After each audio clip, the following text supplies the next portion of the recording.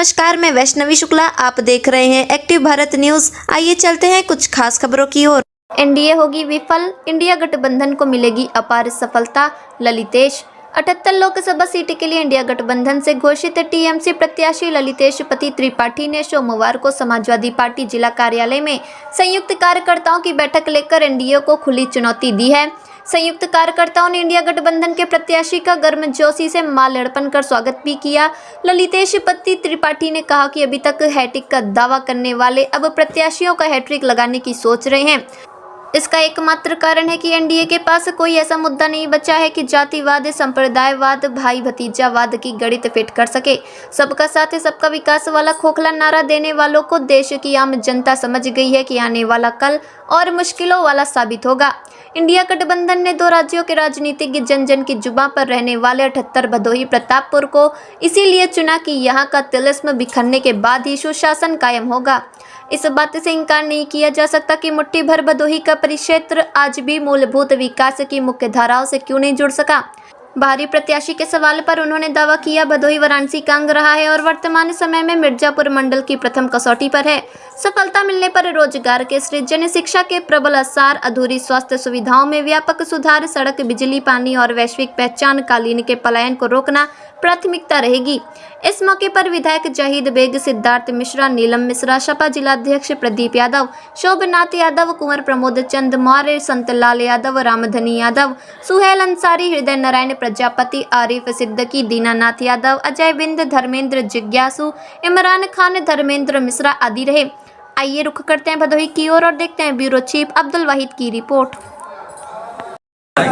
किस तरह की तैयारियां हैं और किस रणनीति पर ये चुनाव लड़ रहा है? देखिए, सबसे पहले आज पहला आगमन इस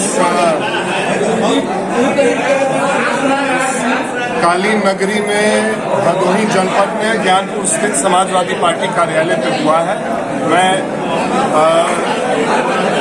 इस आगमन के क्रम में सबसे पहले मैं आभार व्यक्त करना चाहता हूं उत्तर प्रदेश के सबसे लोकप्रिय नेता, समाजवादी पार्टी के पूर्व राष्ट्रीय अध्यक्ष, के वर्तमान राष्ट्रीय अध्यक्ष और पूर्व उत्तर प्रदेश के मुख्यमंत्री आदरणीय अखिलेश यादव जी का, और पश्चिम बंगाल की मुख्यमंत्री तृणमूल कांग्रेस की राष्ट्रीय चेयरपर्सन आदरणीय ममता बनर्जी का, कांग्रेस पार्टी के मल्लिकार्जुन खड़गे जी साहब का कि उन्होंने ये भदोही की सीट तृणमूल कांग्रेस को इंडिया गठबंधन के तहत दी है।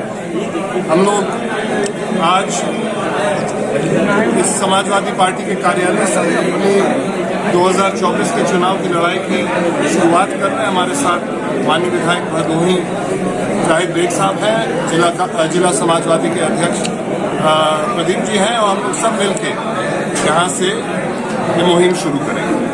जनपद में एक बाहरी भगाओ मूवमेंट चल रहा है और उसमें आप मिर्जापुर से लड़ रहे हैं चुनाव, तो इस चुनौती को किस रूप में आप देखेंगे? मैं मिर्जापुर से नहीं लड़ रहा हूँ, मैं मिर्जापुर से हैं आप?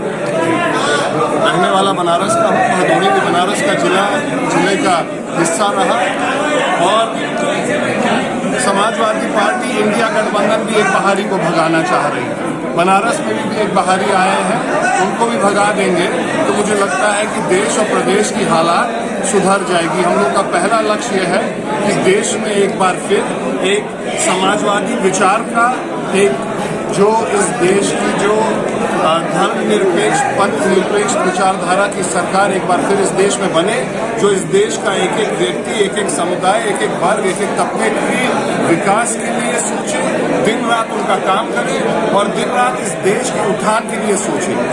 हम लोग का प्रयास यही रहेगा। त्रिपाठी जी, ये बताएं कि टीएमसी ने भदोही को क्यों चुना? ये राष्ट्रीय अध्यक्ष समाजवादी पार्टी का मैं इस पे व्यक्तिगत आभार उनका व्यक्त करता हूं। उनका दिल बहुत बड़ा है। उन्होंने उनके आदरणीय ममता बनर्जी से जो रिश्ते हैं, जो संबंध है, वो किसी से छुपे नहीं है, बहुत मधुर संबंध है। उन्होंने अपनी सबसे मजबूत सीट, जो इस बनारस और मिर्जापुर संभाग के अंदर जो सबसे मजबूत सीट है, वो अगर तृणमूल कांग्रेस के लिए और मेरे लिए छोड़ी है तो वो खुद में दिखाता है कि उनका कितना हम लोगों में भरोसा है कि हम लोग एक अच्छी लड़ाई लड़ेंगे और हम लोग के यहाँ लड़ने से, इस भदोही संसदीय क्षेत्र से लड़ने से समाजवादी पार्टी और इंडिया गठबंधन को अन्य सीट में भी हम लोग फायदा पहुंचाने की कोशिश लोकसभा में करेंगे। समाजवादी पार्टी का भी खाता नहीं खुला, आप टीएमसी से आए हुए हैं, तो कितनी चुनौती आप इसको देखेंगे? लोकसभा में कहाँ पे खाता नहीं खुला? यहाँ से भदोही सबसे अलग हुआ है, सबसे समाजवादी इस बार भाजपा हैट्रिक लगाने की बात कर रही है। भाजपा हो सकता है हैट्रिक में प्रत्याशी बदलने की बात कर रही हो, उनका हैट्रिक लगे ना लगे वो तो स्पष्ट हो जाएगा चुनाव और मतगणना के बाद। जहाँ तक ये सवाल है कि यहाँ से समाजवादी पार्टी का खाता नहीं खुला है, पिछली बार समाजवादी पार्टी ने 2022 के चुनाव में भारतीय जनता पार्टी से ज्यादा वोट पाया है इस लोकसभा क्षेत्र में, और उसी बढ़त को लेकर हम लोग अब मैदान में उतरे हैं। इस बार आप देखिएगा कि भारतीय जनता पार्टी का परिणाम इस क्षेत्र से खराब आने वाला है, क्योंकि 10 साल से उन्होंने भदोही जनपद के लिए और भदोही संसदीय क्षेत्र के लिए कोई ऐसा काम नहीं किया है जिसके बूते वो जनता के बीच में, समाज के बीच में जाके वोट मांग सके। यदि आप सांसद बन रहे हैं, क्या रहेगा? पहला मुहिम क्या होगा? भदोही में पहला मुहिम आपका क्या रहेगा? हम लोगों को जाके समाजवादी पार्टी की एक बहुत बड़ी ताकत है इस लोकसभा क्षेत्र में, कांग्रेस के साथियों की भी एक ताकत मुहिम क्या रहेगी? हम लोग उस पूरी ताकत को समेट के निकलेंगे। हम लोग जन जन से जाके जन जन को इस मुहिम से, कि हम लोग इस देश की व्यवस्था बदलने के लिए निकले हैं, इस देश की व्यवस्था में सुधार लाने के लिए निकले हैं, उस मुहिम से भदोही जनपद, भदोही सांसदीय क्षेत्र जो हंडिया प्रतापपुर के 2 विधानसभा इलाहाबाद जिले के हैं, उन सब को लेके इस मुहिम में हम लोग आगे बढ़ेंगे। यदि जीत कर आप आते हैं तो किन मुद्दों पर आप ज्यादा फोकस करेंगे भदोही में? कई मुद्दे हैं। मुद्दे अगर आप शुरू करिएगा ग्राम पंचायत स्तर से मुद्दे से लेके जिले स्तर और लोकसभा स्तर के मुद्दे हैं। एक एक मुद्दा हम लोग के लिए महत्वपूर्ण होगा। हम लोग को जनता को ये भरोसा दिलाना है कि उनके हर एक जरूरत के लिए हम ही लोग लड़ने को तैयार है, और मुझे लगता है कि 80% जनता इस बात से सहमत हो। यदि आप सांसद बन जा रहे हैं तो यहाँ पे ऐसे कौन से कार्य करना जो प्राथमिकता में वो हम लोग का एक पत्र आएगा आपके बीच में, वो उस समय हम लोग सार्वजनिक करेंगे।